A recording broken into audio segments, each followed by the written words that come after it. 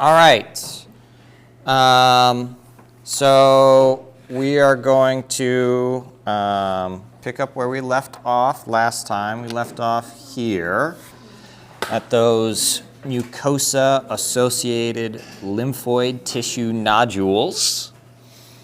And so what we are going to get into today is more about specific immunity factors at the cellular level, probably bringing back some of that bio knowledge that you all forgot,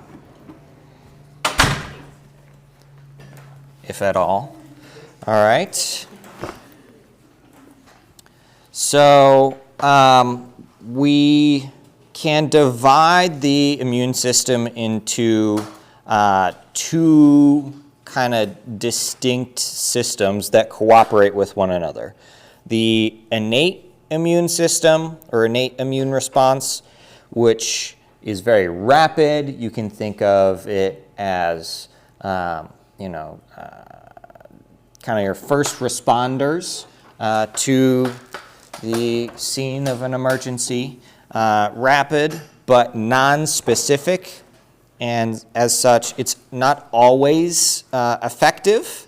And then we have the adaptive immune response, which is slower, but it is highly specific and effective when it attempts to attack a large variety of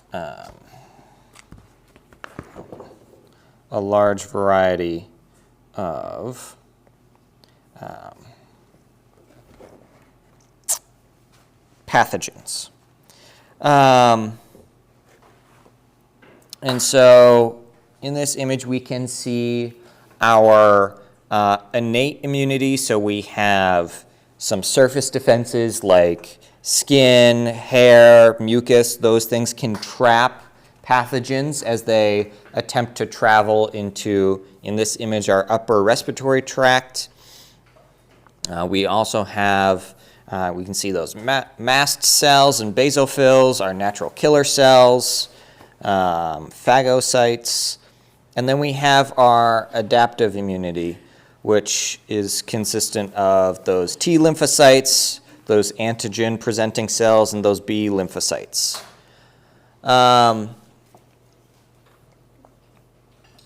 So our specific barrier defenses, let's talk about our skin. It's going to have those keratinized cells that with that epidermal layer, right, it's going to protect us against a lot of, potential pathogens. We can clean them off with soap and water. Our sweat secretions, so our sweat glands and our sebaceous glands, it helps protect us by using a low pH, and by secreting those secretions, we will help kind of have another defense through there. Our oral cavity has salivary glands and some lysozymes. Our stomach is going to have that really low pH that's going to really acid and dissolve things. Our mucosal surfaces, so you can think of our cheeks, our upper respiratory tract, anything that's kind of has mucus along it. It's going to have non-keratinized epithelial cells that will help protect us. And then we have non-pathogenic bacteria that live along and inside those, or on top of those epithelial cells in our mucosum. We are more bacteria than we are us. And And so those bacteria will prevent pathogens from growing on those mucosal surfaces. So specific to saliva in our mouth, lysosome, it's an enzyme that destroys bacteria by digesting their cell walls. And the acidic environment of our stomach that's fatal to a bunch of pathogens is that other barrier. And in our upper respiratory tract, our ciliated epithelial cells move potentially contaminated mucus towards our upper respiratory tract to have it be pushed out, so either through sneezing or being encapsulated in other cells. And if we think about like how much we have to breathe, it shouldn't be surprising that we have multiple layers of protection within each of these systems to help prevent infection. All right.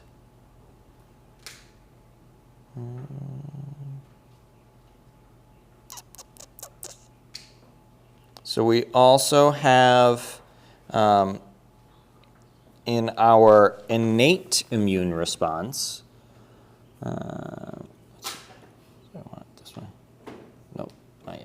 So in our innate immune response, we have a lot of phagocytosis. Phagocytosis is where we have cells encapsulating and consuming other potentially hazardous cells.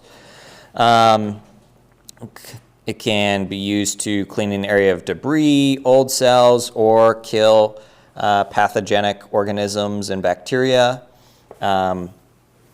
We have a bunch of different cells that do this. Macrophages, neutrophils, and dendritic cells are the major phagocytes of the immune system. Macrophages are irregularly shaped phagocytes.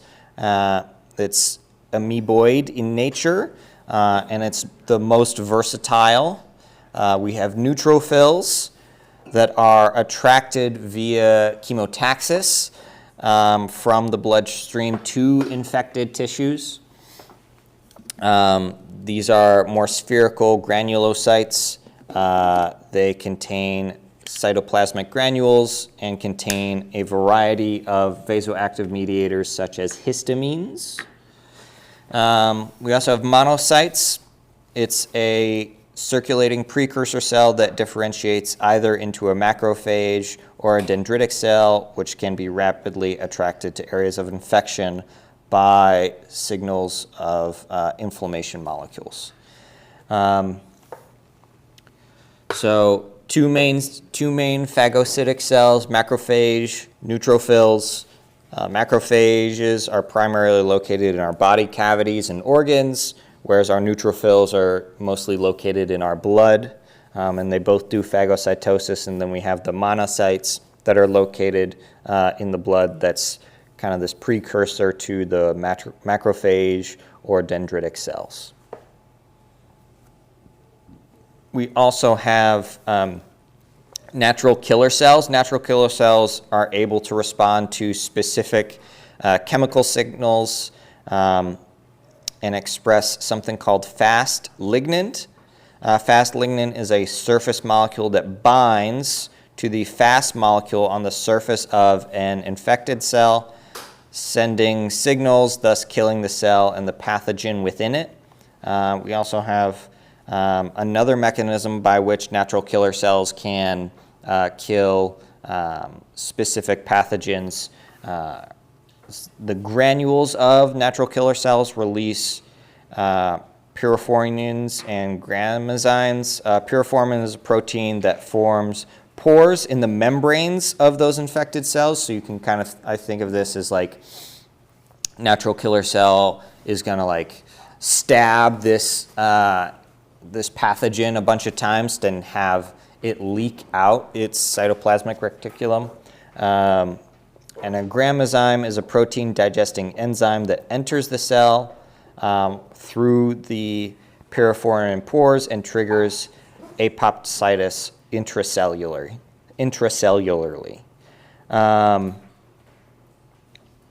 When this occurs, the pathogenic cell is unable to spread, and so even though all of the parts are spread out in the body from this natural killer cell, the pathogen just can't work. It's kind of like you're taking the pieces of a car apart.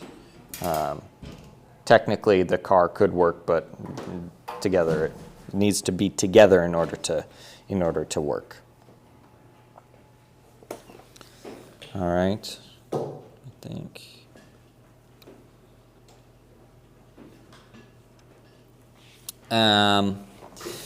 We also have pattern recognition receptors. These are membrane-bound receptors that recognize features of a pathogen and molecules released by stressed or damaged cells. So should the cells of an immune system come into contact with a pathogen they recognize, the cell will bind to the pathogen and initiate phagocytosis in an effort to destroy that microbe.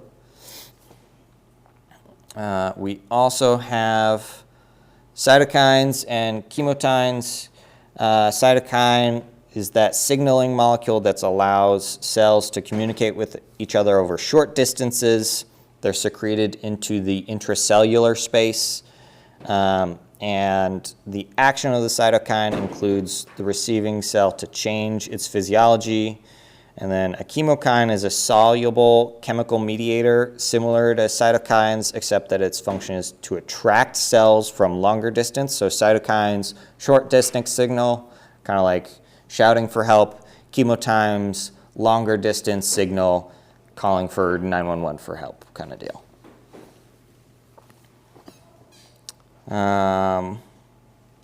We also have interferons that when we have cells infected with viruses, they secrete interferons that travel to adjacent cells and then induce antiviral protein production.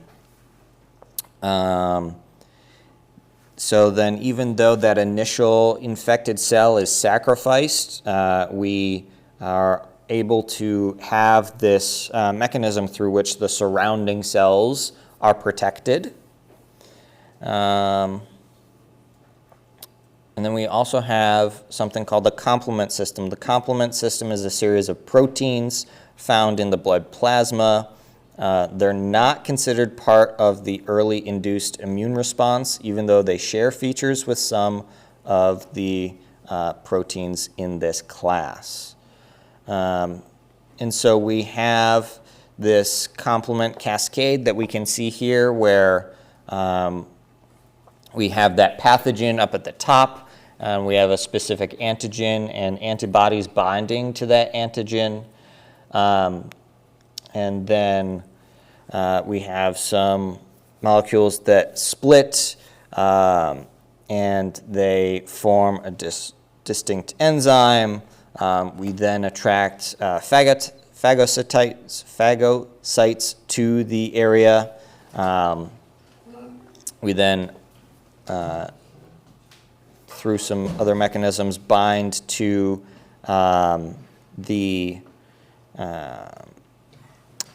surface of the pathogen, and then it forms a membrane attack complex, which then essentially pokes a big hole in the plasma membrane, and then the pathogen just kind of loses all of its parts. And so then it can't function. All right. A little bit more, a little bit less detailed is our inflammation response. Our inflammatory response, this is something that you all should have experience, so we stub a toe, we cut a finger, you sprain an ankle, you start to get inflammation into the area of the damaged cells.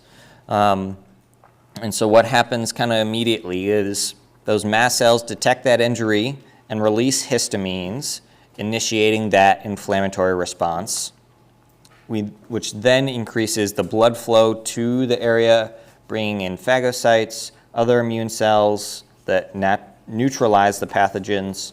Then that blood influx causes that wound to swell. It gets red, becomes warm, potentially even painful.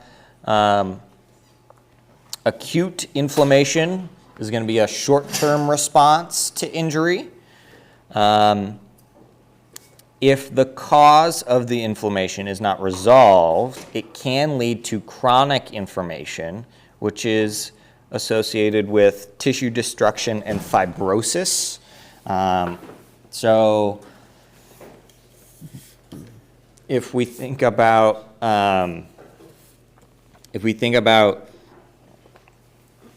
I'll say in my world tendinitis, or that acute inflammation and tendinosis, I will have patients where we have acute inflammation, think of like more of an ankle sprain. We have that initial large amount of swelling. Then through the rehabilitation process, we work to remove the inflammation and encourage good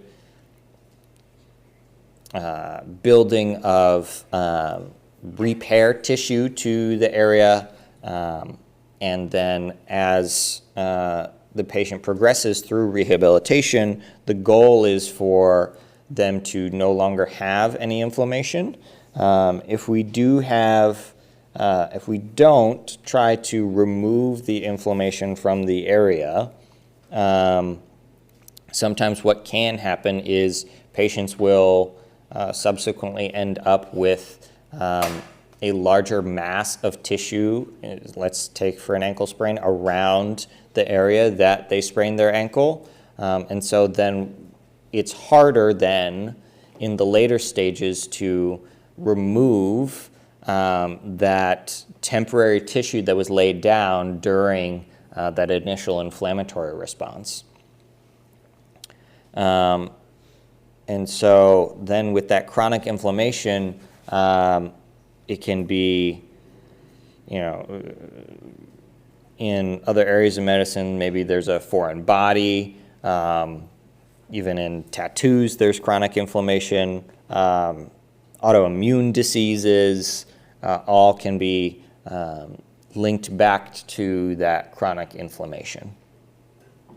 So we have four big important parts to the inflammatory response. We have that initial tissue injury that stimulates that release of mast cells.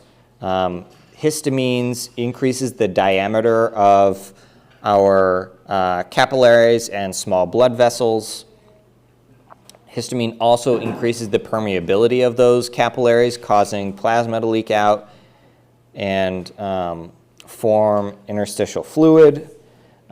We then have that vasodilation, so those histamines and vasodilators that increase the diameters of those local capillaries. That's responsible for that redness appearance, that inflammation. We also have that increased vascular permeability, where we get more leakage of blood and plasma factors into that intracellular space. And then we also get recruitment of phagocytes, where we have neutrophils attracted to the area from the blood to the site of infection by chemotaxis. Following that early neutrophil stimulated by macrophage cytokines, more macrophages are recruited to clean up the debris at the sites. Overall, let's take a cut, for example. Those pathogens are attempted to be killed and debris removed, but that increase in that vascular permeability encourages clotting factors, and which then starts off that wound repair sequence.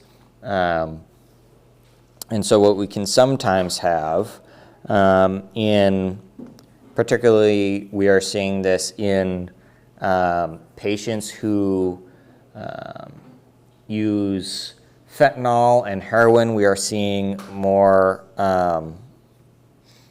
in the drug supply a horse tranquilizer being used and being stitched in cut in with these drugs. And the result is, one, our current anti-opioid relief, so our Narcan or naloxone, is ineffective against this horse tranquilizer. And so if the patient, because it's a respiratory depressor, because naloxone doesn't work on it, it is harder for emergency services and first responders to resuscitate people. So people end up dying more often at higher rates. You also have patients, if they do survive this and they do get wounds from the area that they're injecting drugs, the wounds don't heal as well, and they can become black and septic. And so it is a problem currently that is moving west, if it has not already gotten here.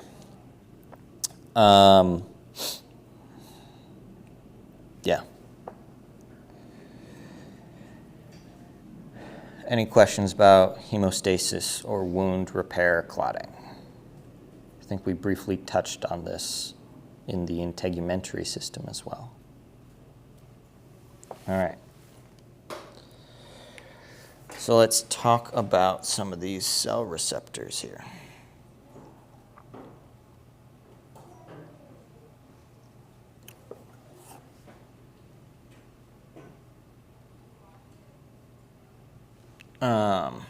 All right. So we have primary and secondary immune responses.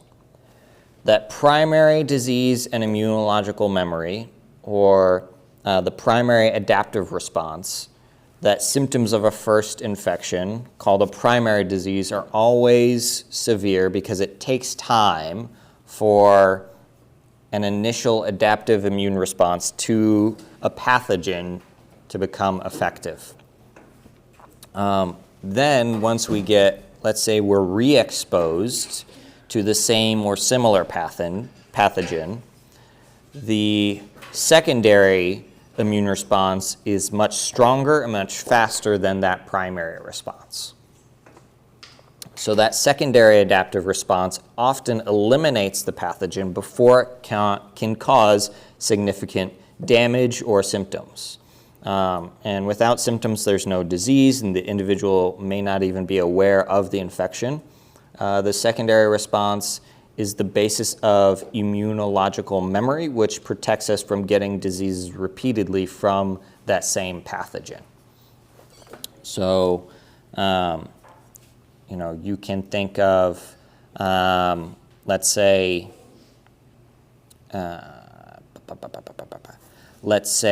you, good example. So in Amish and Mennonite communities, there are two distinct kind of ideas around the use of technologies. In your more traditional Amish communities, they typically stray away from the use of electricity-driven machines and technology. And so what you'll see in children is in Mennonite communities, you'll typically have higher rates of asthma, where in Amish communities you'll see lower rates. The hypothesis behind this is that you have children in those Amish communities encouraged to, when they're playing in and around the barns, they're around a lot of the debris, and they are exposed to some pathogens in small doses quite regularly. Whereas in those Mennonite communities, they're more farm factories, there's more sterile environments, cleaner, and children are not encouraged to or not allowed to play in and around the barns. And so the hypothesis there is that children who are exposed to these pathogens quite regularly in small doses, they then develop this response, this immune response, where then they can tolerate those pathogens at much higher rate. They get that secondary immune response, whereas in the Mennonite communities with the higher rates of asthma, there is those higher rates of asthma because they aren't exposed to those small doses of pathogens. We then have a third important feature of our adaptive immune response is the ability to distinguish between self-antigens normally found in our body. So remember our blood blood has different antigens on them, and those of foreign antigens. So as T cells and B cells mature, there are mechanisms that prevent them from recognizing self-antigen, preventing a damaging immune response against the body. These mechanisms are not 100% effective. However, their breakdowns can lead to autoimmune diseases. So you can think of that over-response to something that the body thinks is a pathogen. So this is kind of the basis for our allergies, for rheumatoid arthritis, things like that.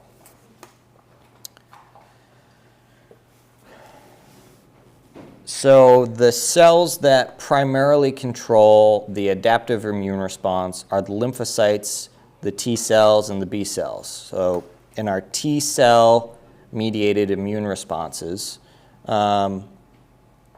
we have two chains of the T cell receptor, and each chain consists of two specific domains.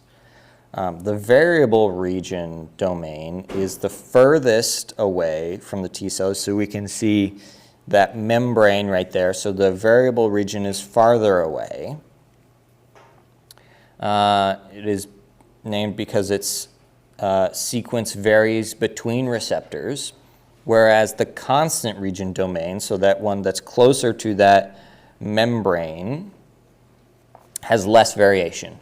The differences in the amino acid sequences and the variable domains are the basis of the diversity of antigens and the receptors that they can recognize. Oh, wrong way. Antigens on pathogens are usually large, complex, consist of many antigenic determinants. An antigenic determinant is one of the small regions within an antigen where a receptor can bind, and antigenic determinants are limited by the size of the receptor. Usually consist of 6 or fewer amino acid residues in a protein or 1 or 2 sugar monocytes in a carbohydrate antigen.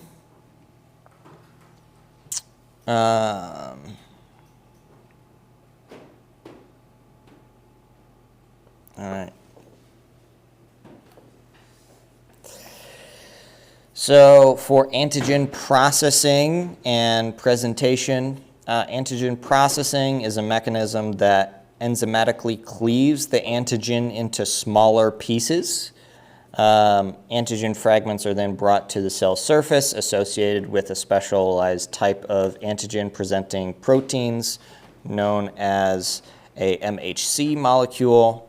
The MHC is a cluster of genes that encode the antigen-presenting molecules,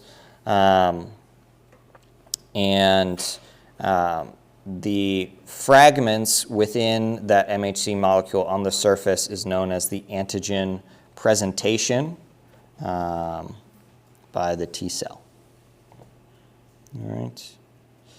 There are two distinct types of MHC molecules, class 1 and class 2. They play different roles in antigen presentation. They have similar functions. They bring that processed antigen to the surface of the cell via a transport vesicle and present the antigen to the T cell and its receptor. Intracellular antigens are typical of viruses, which replicate inside the cell, and certain other intracellular parasites and bacteria. We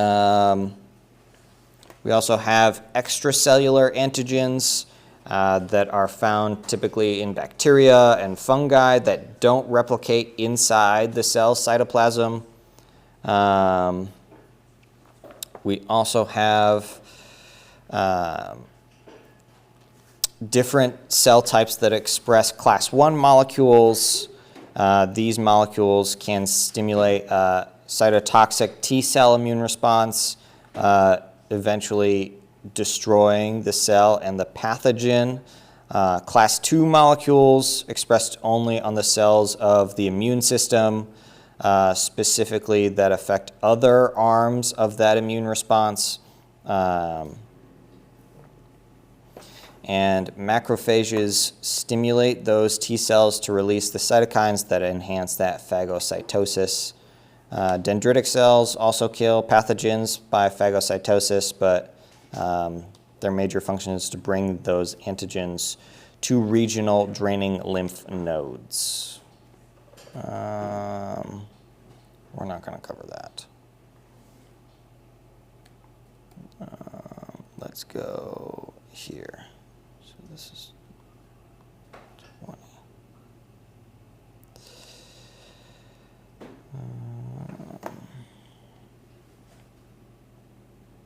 All right. So let's talk about pathogen presentation. T cells express different markers, sometimes one or the other. So their markers are CD4 or CD8, but they never express both. Helper T cells, they show the CD4 molecule by secreting cytokines that enhance other immune responses. We have Th1 cells that are a type of helper T cell that secretes cytokines that regulate the immune activity and development of a variety of cells, including macrophages and other types of T cells. We also have Th2 cells that are cytokine secreting cells that act on B cells and drive their differentiation into plasma. We also have cytotoxic T cells that are T cells that kill target cells by inducing apoptosis using the same mechanism as our natural killer cells. They either express Fast ligand, which binds to that fast molecule, or they act as pyrophorins and granozymes contained in their cytoplasmic granules. We also have regulatory T cells or suppressor T cells. They are the most recently discovered, so we don't have a super good understanding about them. They bear CD4 and they also can bear CD25 and FOXP3. Their function is still unknown, but we do know that they suppress the other T cell immune responses, because if we were to allow, the T cell immune responses uninhibited, could lead to autoimmune diseases or other medical issues. T cells not only destroy pathogens, but they also regulate all the other types of that adaptive immune response, as evidenced by their surface markers, the cells they work on, and the types of pathogens that they work against. All right. All right.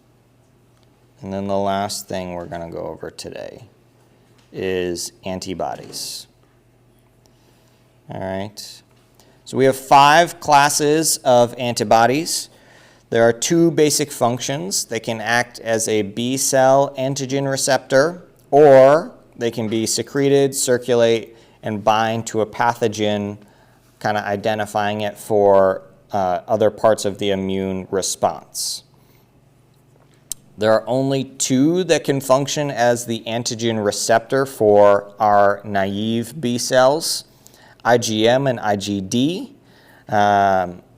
Those mature B cells that can leave the bone marrow express both IgM and IgD, but both antibodies have the same antigen specificity. Only IgM is secreted, and no other non-receptor function for IgD has been discovered. IgM is 4 5-chain structures, so 20 chains with 10 identical antigen binding sites, and it's the largest of our antibody molecules. It's usually the first antibody made during a primary response, and it's also effective against bacteria at early stages of a primary response. As that response continues to go on, we can do something called class switching. It's where the change of one antibody class to another, while that class can change, the specificity and the antigen binding sites do not. So these antibodies are made specific to the pathogen that stimulated that initial IgM response. IgG is another major antibody in late primary responses and the main antibody in secondary responses in the blood. Class switching occurs during that primary response. IgG is an antibody that clears pathogens from the blood and can activate other complement proteins, which then takes advantage of it has sort of an antibacterial effect. We have IgA. Exists in 2 forms, a 4-chain monomer in the blood and an 8-chain structure in exocrine gland secretions of the mucous membrane, including mucus, saliva, and tears. So IgA is the only antibody that leaves the inside of the body to protect our body surfaces. It's also very important to newborns because this antibody is present in breast milk, which serves to protect infants from diseases. And then we have IgE. IgE is usually associated with allergies and anaphylaxis. It's the lowest concentration in the blood because of its Fc region binds strongly to an IgE-specific Fc receptor on the surface of mast cells. IgE makes mast cell degranulation very specific, such that if a person is allergic to peanuts, there will be a specific peanut-specific IgE bound to their mast cells. So this can cause a severe systemic allergic response that is typically present in anaphylaxis. All right.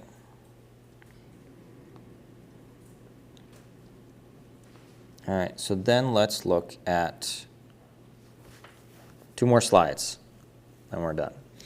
Primary and secondary B cell responses. Primary, we can see here kind of the concentration of our antibodies on the y-axis and the time in weeks on that x-axis.